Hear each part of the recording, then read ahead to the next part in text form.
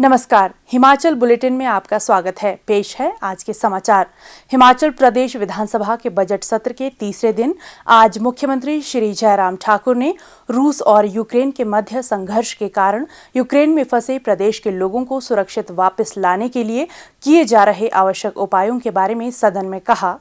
माननीय अध्यक्ष महोदय, ये विषय सचमुच में बहुत गंभीर है और चिंता का भी विषय है। हम सब लोग भी बहुत चिंतित हैं कि पिछले 2 दिनों से जो हालात वहाँ पर यूक्रेन में बने हैं और जो तस्वीरें मीडिया के माध्यम से सब लोगों तक पहुँच रही हैं,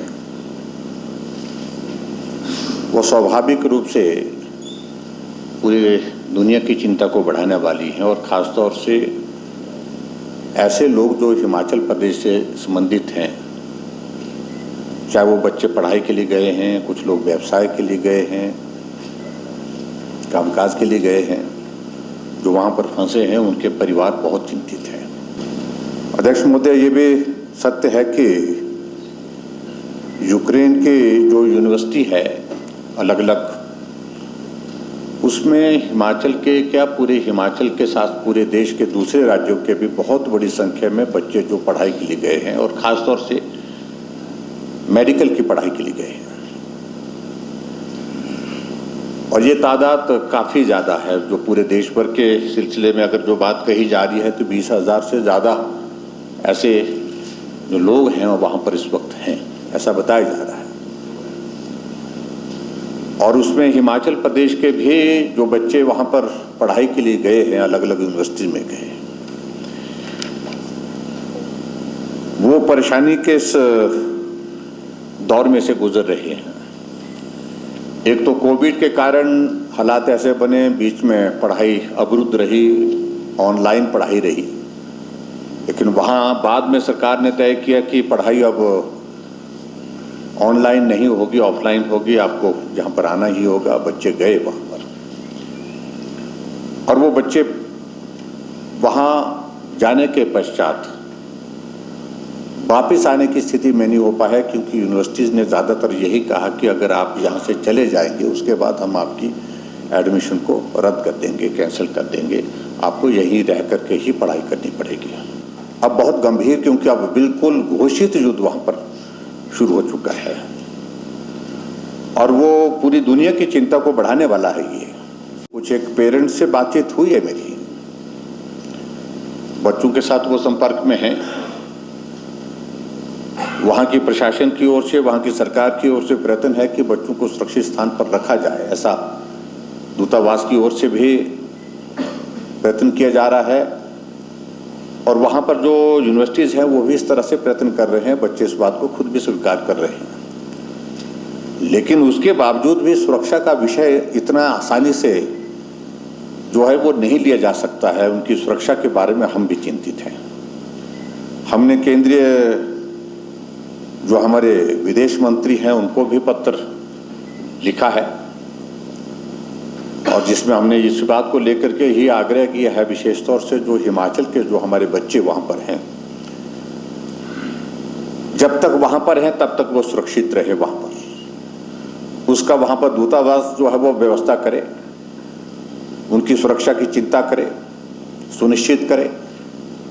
और उसके अतिरिक्त वहाँ से वापस लाने के लिए अगर जो व्यवस्था की अगर हम बात करें तो उसमें भारत सरकार जो है वहाँ के सरकार के साथ तुरंत बातचीत करके उनको वापस लाने की व्यवस्था करे, ताकि जो बच्चे हैं वो सुरक्षित घर तक पहुँच सके, उनके परिवारजन भी जो है वो इस चिंता से मुक्त हो सके। पिछले कल आदरणीय प्रधानमंत्री नरेंद्र भाई मोदी जी की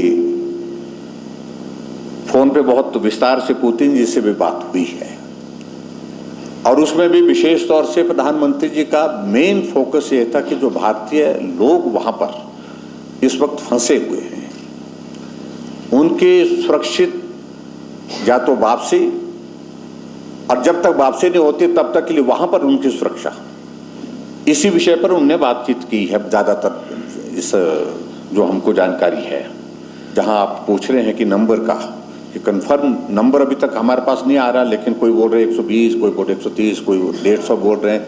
तो इस सारी चीज़ को लिए हमने कल एक शुरुआत करने की कोशिश की, जो हमारी हेल्पलाइन है, जिसका भी बच्चा हिमाचल प्रदेश का बच्चा वहाँ यूक्रेन में है, कहाँ है, उसकी वो जानकारी हेल्पलाइन के माध्यम से वहाँ पर रजिस्टर करा दे, ताकि हम तक वो सारी फिगर जो है वो सारा नंबर टोटल आ जाए, कौन बच्चे कहाँ हैं, और उनके लाने की अगर व्यवस्था केंद्र सरकार और वहाँ की सरकार करने में सफल होती तो उसमें हम कोऑर्डिनेशन कैसे बना सकें। और उसके लिए बहुत आवश्यक है कि ये टोटल नंबर हमारे पास आना चाहिए। और उसमें अभी तक जो है वो हेल्पलाइन में 60 लोगों का रजिस्ट्रेशन उसमें हो गया है। 60 लोगों का रजिस्ट्रेशन कल शाम को ही हमने किया है। तो 60 लोगों का रजिस्ट्रेशन, यानी कि ये कन्फर्म हो गया कि भाई ये तो है ही है, लेकिन उसके बावजूद भी बताया जा रहा कि ये नंबर काफ़ी ज़्यादा हो सकता है, और मैं इस बात से सहमत भी हूँ कि नंबर ज़्यादा ही होगा। अब ये भी एक बात को लेकर के मैकेनिज्म अंदर से जो डेवलप करने की कोशिश हो रही है, ताकि वहाँ के हमारे लोगों की सुरक्षित वापसी हो सके। वो वापसी को सुनिश्चित करने के लिए पोलैंड जो है वो पोलैंड के माध्यम से वहाँ क्योंकि बॉर्डर एकदम साथ लगता है, वहाँ तक उनके ले जाने की व्यवस्था हो, और ले जाने की व्यवस्था के साथ फिर पोलैंड से उनकी वापसी हो सके। ये भी एक चीज़ को लेकर के वर्कआउट कर रहा है। लेकिन सारी चीज़ों को लेकर के अभी मैं कहने की स्थिति में नहीं हूँ, क्योंकि सारे ये कोऑर्डिनेशन केंद्र सरकार जो है, हमारी भारत सरकार जो है वहाँ की सरकार के साथ कर रही है, और इसलिए जो अभी तक हमको जानकारी मिल रही है उस दिशा में प्रयत्न हो रहे हैं। लेकिन अभी तक सख्ती बहुत ज़्यादा है, कर्फ्यू है, बच्चे नहीं निकल पा रहे हैं। 2 से 1-2 बच्चे भी बाहर जाने की स्थिति में नहीं हो पा रहे हैं।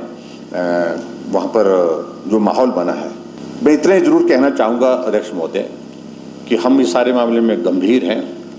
मैं व्यक्तिगत रूप से भी जो एक्सटर्नल अफेयर मिनिस्टर हैं उनसे भी बातचीत करूँगा, पत्र लिखा ही है। और उसके साथ साथ में मैं ज़रूर करूँगा, इस बात को भी सुनिश्चित करूँगा कि जितने भी हिमाचल प्रदेश के बच्चे हैं वहाँ पर फंसे हुए हैं, उनकी सुरक्षित वापसी परिवार वालों के बीच में हो सके, उसके लिए जो भी ज़रूरत पड़ेगी, जो भी मदद करने की ज़रूरत पड़ेगी, वो हिमाचल प्रदेश सरकार उनको करने के लिए तैयार है। उसमें किसी प्रकार से, क्योंकि वो अपना बच्चा है, अपनी जिम्मेवारी है हमारी, और इस जिम्मेवारी को हम निश्चित रूप से गंभीरता के साथ उसको निभाएंगे।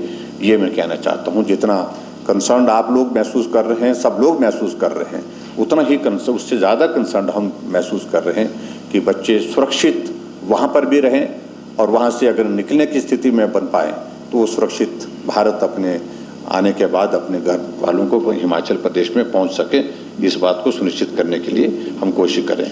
और मुझे इस बात को लेकर के बड़ा स्पष्ट करना है कि केंद्र सरकार ने बहुत गंभीरता से इसमें प्रयत्न शुरू कर दिए हैं। हर एक व्यक्ति को, हर एक नागरिक को, भारत के नागरिक को सुरक्षित लाने के लिए और वहाँ पर सुरक्षित रखने के लिए क्या इंतज़ाम किए जा सकते हैं, इसके लिए आदरणीय प्रधानमंत्री जी के सीधे बात वहाँ के राष्ट्रपति से होना, ये विषय बड़ा स्पष्ट संदेश देता है कि हम इस सारे मामले में गंभीर हैं। बाकी और डिटेल्स जो भी अवेलेबल हो पाएंगी इस सिलसिले में आप हमसे साझा कर सके। जो भी मदद जिस रूप में की जा सकती है वो करने के लिए हिमाचल प्रदेश सरकार कोई कमी नहीं छोड़ेंगे। ये मैं अध्यक्ष महोदय कहना चाहता हूँ। मुख्यमंत्री श्री जयराम ठाकुर ने हिमाचल प्रदेश पुलिस को एक मीडिया समूह द्वारा आयोजित डिजिटल टेक्नोलॉजी सभा एक्सीलेंस अवार्ड 2022 प्राप्त करने पर बधाई दी है। पुलिस महानिदेशक श्री संजय कुंडू के मार्गदर्शन में प्रदेश पुलिस की थर्ड आई परियोजना को बिग डेटा एवं एनालिटिक्स श्रेणी में यह पुरस्कार प्रदान किया गया है। मुख्यमंत्री श्री जयराम ठाकुर को हिमाचल प्रदेश लोक निर्माण विभाग के विद्युत ठेकेदार कल्याण संघ के दक्षिण जोन ने आज मुख्यमंत्री राहत कोष के लिए 2,51,000 रुपए का चेक भेंट किया। मुख्यमंत्री ने कहा कि यह राशि जरूरतमंदों की सहायता के लिए प्रयोग में लाई जाएगी। हिमाचल बुलेटिन देखने के लिए सब्सक्राइब करें YouTube channel IPR Himachal, follow करें ट्विटर @DPRHP, लाइक करें Facebook page information and public relations department Himachal Pradesh, visit करें वेबसाइट www.himachalpr.gov.in। इस अंक में इतना ही। कल फिर होगी मुलाकात। दीजिए इजाजत। नमस्कार।